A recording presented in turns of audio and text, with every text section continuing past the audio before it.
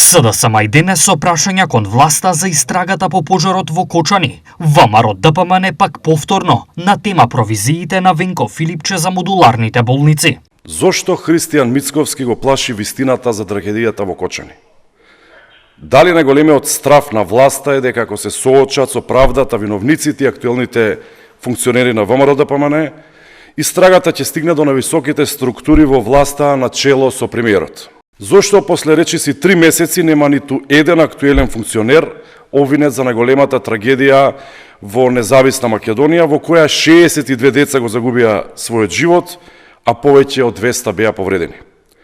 Дали Христијан Мицковски ја штити главната инспекторка за економски криминал во ОВР Кочани, Кристина Јованова? Венко Филипче лично ја направил спецификацијата за изградба на модуларната болница во Тетово, која поради лошите материјали кои биле вградени, а планирани од Филипче, изгоре како кутивче кибрид, а со себе однесе и 14 животи. Одговорното лице од Министерството за здравство, кое се подпишало на спецификацијата дадена од Филипче лично, во исказ пред ОЈО изјавува, цитирам: "Сакам да појаснам дека не сум ја изготвила техничката спецификација, туку само сум ја проследила по налог на министерот Филипче до министерот за труд и социјална политика."